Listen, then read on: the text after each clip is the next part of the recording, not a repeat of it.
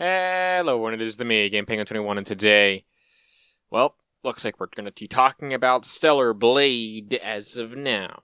Now, recently Stellar Blade decided to come out because, of course, the release date was, I believe, over the weekend-ish. Specifically, though, some of the reviews came out last week, and I wanted to talk about that because they are the more interesting ones. Now, the reviews, of course, were on Metacritic, and once the review embargo was lifted, for the most part, seems like the Stellar Blade score is around hovering in 80 to a 76. Now, unsure as to the current score, if I don't already have it up by now on the screen. We'll go over it a little bit from this video, but as of right now, there are a lot of talking points about it, and of course, the couple that I've seen that were actually legitimate criticisms, other than criticizing the fact that this was a hot woman in this sort of position, and that hot women were not realistic in terms of that, even though it's been very well established that this person, that the character was used, that there was a model, a Korean model, I believe, who was used as the body model for it, as well as they created these to be very beautiful, and also ended up firing a couple people for various reasons. Overall, game's pretty based. Now, if that being said, we're not going to talk about any of that political nonsense. We're going to be coming over here and talking about at least the review scores and how the PlayStation guys are fucking capping for it. Luckily, I was within the 1 minute mark, because I remembered how this stuff works. Anyway, with that being said, quick shill, 1K by the end of the year. We're almost there. I know, it's getting annoying, but it's working. So, yeah, music down in the description to the Bandcamp, and follow me on the Twitch, twitch.tv/GamePenguin21. Come by for some music. Anyway, let's get to this. Starting off, of course, with pure PlayStation. Now, Stellar Blade is hovering around an 80 to 85. Prime gaudy contender, given how some of the reviews have dropped points for reasons and that are not gameplay/story. Shrug emoji. Oh boy. Now, of course, Pure PlayStation had another thing to talk about with this as well, saying, make this make sense if you look past the sexualization of Eve and Stellar Blade as is a solid action experience for fans of Souls-like genre, but it's unacceptable for Player 2 reviewer to look past it. Hence, he gives it 67 out of 100, saying here in this specific review for the PlayStation 5 is, while the discussion sure is to be dominated by the sexualization of the lead character Eve, looking past that, Stellar Blade provides a solid action experience for fans of the Souls-like genre. Now, they give it a 67, which I think it's a little low, in my opinion, but they did say that, hey, the discussion is to be dominated by that, but looking past that, it's a solid action game, but they still gave it a 67. Now, again, I think that I remember, what's his name? We might talk about this later, but Reforged Gaming was actually talking about this. I might play a little bit of the clip here. So explain this to me then. What did Metacritic do? Why does this company here give it a 4 out of 5, which is an 80? And why is it being represented, like, wrongly on the website as a 60? Meta is responsible for converting letter grades to numbers. Okay, well then they're also responsible for GamesHub giving it a 4 out of 5, which is an 80, and then they have it represented as a 60. Overall, right, it's at the end of the day, who the fuck cares? They gave it a 67, oh well. I mean, again, at the end of the day, they said, yeah, they're going to look past the sexualization of Eve, but we're not going to do this. Maybe they did it just to please some of the people in that sort of crowd. But again, we're not going to talk about that any of our time here. We already have to. Because next up, of course, we have Unleashed, who's saying, yes, another 80-plus Metacritic score now available on Xbox. Let's go! And, of course, I barely talk about Unleashed because he has literally just become that one kid at the birthday party, you know, the one very little kid who essentially just gets everything that they've always wanted because that's the way that their parents raised them, and therefore hates the fact that you are actually having fun at your own fucking birthday party. It is like that one kid that will kick you in the shins for whatever reason. So this next one is actually a retweet, so we're going to read the retweet first, and then we're going to read the Red Dragon, because of course it's the Red Dragon retweeting this shit. with a silent cipher the narrative has changed quite a bit regarding games getting an 83, which is true, because Stellar Blade has recently gotten an 80 plus thing, and Starfield also got an 80 plus thing. And here's one of the interesting things with that. More often than not, the PlayStation guys pretty much say that anything below a 90 is not available on this game because our games are 90 plus, and that means that they are all Gotties. Well, no, but anyway, going over to what the Red Dragon has to say on this, though. Starfield had a trailer in 2018 and was hyped as the second coming of Christ for years, declared the most important RPG ever by Xbox, and completely failed to deliver. Now, I do kind of agree with that. It failed to deliver in some aspects, but overall it was okay. Overhyped most definitely. But Stellar Blade, on the other hand, according to the Red Dragon, is a game in a sea of bangers that's attacked nonstop by media who hate BMI girls with curves. What? I don't fully disagree, but that's the weirdest and worst way to kind of put that. The reason why it's getting so much hate is, it's being slandered a bit by the media because of that, but it's mostly the side that's being all woke and shit. And, not to say that wokeness is the most terrible thing in gaming. It's bad, absolutely, don't get me wrong. But sometimes having representation, and I've said this multiple times to people, including in private and in public, you can check with them, representation is important, absolutely, and I don't disagree with that representation is important. I am an advocate for good representation. Now, what is good representation is kind of in that sort of meh area, but good representation represents the culture, person, individual, or whatever the fuck representation you think is positive and speaks highly of those types of representations. Now, again, that's very vague, but the way that I do it is that it builds upon the character rather than just either defining the character or diminishing the character. And it's very difficult to find that balance, but overall, there are characters out there that are good, well-rounded characters that can actually be other things other than that. I think a good representation of this is actually the show Bluey, where they do have representation, a very real representation, but they don't shove it in your face. They say, oh, well, my mom's, or they make a reference here, or they talk about divorce, and they talk about heavy topics, and it's a fucking kid's show. So it's I know it's a very weird alternative, but we're going to be moving on here. Anyway, coming over to Nicola to kind of transfer us over into the next part of this video, saying, not a bad start, it will get dangerously close to 79, especially after Sterling gives his score, which I do agree Jim Sterling is probably going to give this a -2, because that's just the way she is, so. But what's also interesting is that we come over here to Noir, saying, I still remember when PlayStation fanboys were mocking Starfield as a, quote, disaster and a, quote, disappointment when the score an 83 on Metacritic, and then he represents Stellar Blade versus Helldivers 2, both of which are under the score of 83, which, to be fair, again, he said that it would get dangerously close to 79. It dropped to 76. So, oops. I guess Nicola wasn't entirely wrong. Whoops. But moving on here, we of course then have J-Rock saying, "Nah, who did this?" with the meme of Joffrey. I believe that's King Joffrey from the Game of Thrones, where it's reacting to Starfield being oh, and all of those games, of course, are under 83 with, I don't see that last one. What the fuck is that last one? I can't see. I think the name got cut off, but yeah. Oh no, it's Rise of Ronin. Whoops.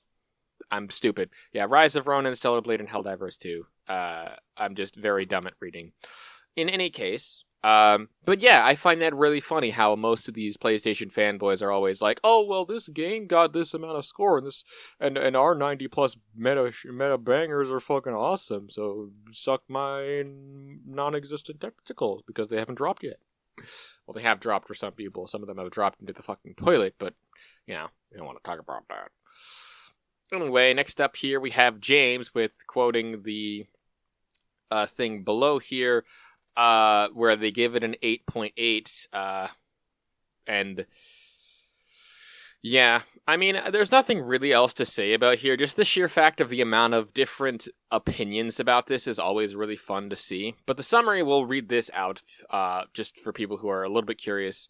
The summary is that Celebrate is a fantastic addition to the action roleplay genre with intense flashy combat, insane boss fights, and the best outfits in modern gaming. If you enjoyed games like Nier Automata, Devil May Cry 5, or Sekiro Shadows Die Twice, very interesting eclectic choices there, Stellar Blade is a day one buy, even if it has less replay value, which, again, 8.8, very fair score.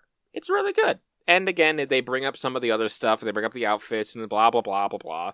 So, yeah, overall, not the worst tweet, but obviously people have problems because, again, the PlayStation guys would always be like, oh, well, 9 point nothing is whatever, so, oh well.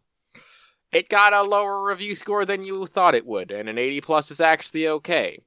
But where was that same energy when some of the other stuff was that? So, it's very weird. Anyway, moving on to kind of transferring over to a couple other interesting littler controversies that I just think would go well in this video is that Giovanni, this guy whose name I completely fucked up because I'm an idiot and I have dyslexia, says, I think I live in an alternate universe who believes that Stellar Blade is selling consoles. Why is Starfield a slap in the face? Where he then talks about this article here, where it's Stellar Blade is to PlayStation what Starfield was to Xbox, as fans are shedding their allegiances to experience Eve, where they're basically saying that Stellar Blade is meant to like push out consoles and stuff, and Starfield was bad because it didn't deliver on it. And I think to some extent, that Starfield was a little bit of a slap to the face because it was pretty good, pretty well hyped up, but at the end of the day was a Bethesda game. And I might have completed the first one, but once I completed the whole thing, there was no reason for me to play anymore, and I was told that I could replay it infinitesimally. But no, because there was really nothing to do. And that kind of sucks. Mainly because of the fact that it just, there was a lot of problems with it. And yeah, overall, I think that I did defend it a bit too much. But at the end of the day, I wasn't as informed as I was then. And yeah, absolutely. There were some times when I think that I went a little bit Xbox fanboy. So whatever. But at the end of the day, I admit that I was hyped for the game. Someone else bought it for me at the end of the day, but I wasn't talking about it like it was the second coming of Jesus. So, but I mean, PlayStation fanboys and Xbox fanboys are a little bit different. Coming on right back to Tipster, with the retweet of the narrative thing again, where the Stellar Blade had substantially less budget and staff for a brand new studio. 83 is a grade for a new IP/studio. Starfield is from a proven studio with a track record and experience and was claimed as game of the generation. Learn the difference. No, I really don't think that that's kind of how that works. While I do agree, absolutely, that when a new IP/new studio brings out a new game, absolutely. Like, say, Pocket Pair, bringing out Pal World, Embark, bringing out the finals. Those are games that I've hyped up to the ends of the earth. And yes, they should be taken as that sort of way. But I don't think that stating that in and of itself is the problem with some of the hate that Starfield got. Because from what I saw, most of the people that were hating on this game and like vehemently hating on this game were the people that were the PlayStation dudes, basically saying, "Oh, this game is supposed to be game of the generation, game of the blah, blah, blah," and stuff like that, without realizing that that's kind of what Bethesda did. I am about 57,000% sure that if this game came out on multi-platform, even with the Xbox sticker on it, it would have probably sold better, and the guys would have been like, "Oh, well, it's whatever game, blah, blah, blah." So, yeah. I don't trust whatever the fuck Tipster just said, because he clearly has biases towards it. But next up, we do have an interesting tidbit to talk about here, and that is the hard controversy. Now, there was a piece of graffiti in the game that was called hard, but it was next to a place called R Shop, and it was a very weird translation. Now, if you know what the hard R is, or understand what that means, then you live in a Western country, at least for the most part. Now, again, English in like a Western-style game will always be, or English from places outside of places that speak English, I should be specific, is hard to translate because, again, the translation like of English, like, I know I'm speaking to you in English and we understand it, but not everyone speaks it, and obviously there was probably some sort of translation error, or at least it looks that way. Unsure, unheard of the points and problems with the blah blah blah. Cultural differences aside, it is really interesting that this kind of happened where they patched it out. So, starting off with this one, which was the first one that I saw with the this is a big deal. Just because you don't suffer racism, means that nobody else does. But Sony did patch it out, so it's good. And then it shows the hard R screenshot that kind of went around where they patched it out and replaced this with a different word. Now, the thing with this is that it's not a big deal. I mean, I remember a time when those sorts of jokes were actually, like, everywhere. If I remember correctly, that sort of thing happened a lot, where they would have, like, weird innuendos or weird things in the background of this. Like, if you've ever seen the like, random text for shit, like, lorem ipsum's a big thing for random text, but there would just be someone who just went off on an essay and just spoke for about an hour and a half just to have random text on the wall. And there were people that made up entire languages just for, like, little Easter eggs and weird shit. But this is not that big of a deal. So, yeah. Then we have Pure PlayStation here talking about this as well with this is the graffiti that got patched out before launch with the hard R again here. And then we have J-Rock saying maybe Sweet Baby Inc. is needed after all. I really hope that that's a joke because quite honestly, no, they're really not needed or wanted, at least by the majority of gamers. I mean, for me, as an artist, as someone who creates content and stuff, I hate consulting with other people when it comes to my art. It is not good. If you need a consulting firm to talk to you about art, and that they are not very industry standard veterans of it, or they don't have the experience or understanding as to what makes good art to begin with, I don't trust that person. Full stop. Like, that's fully my own opinion.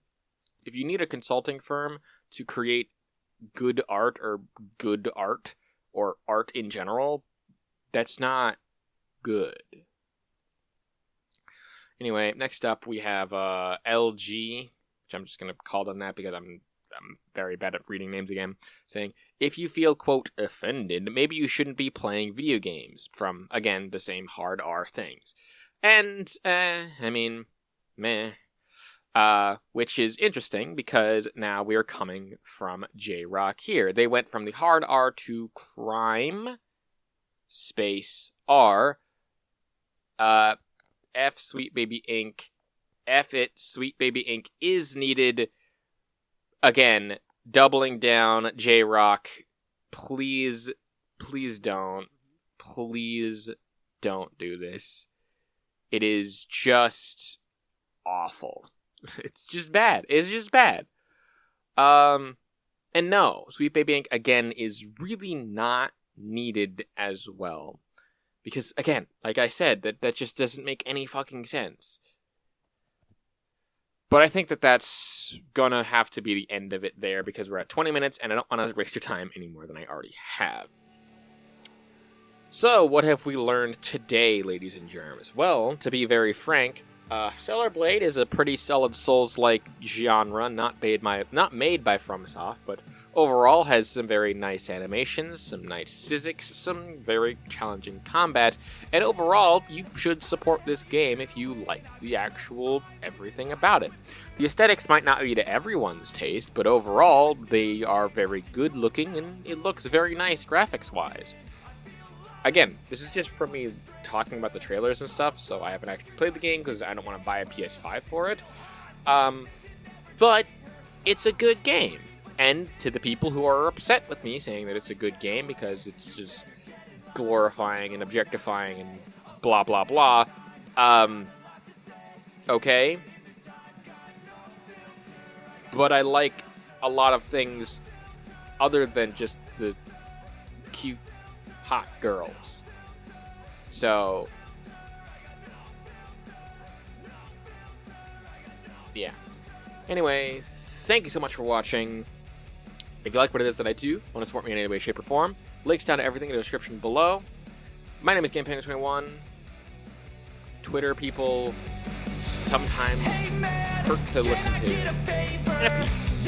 Off.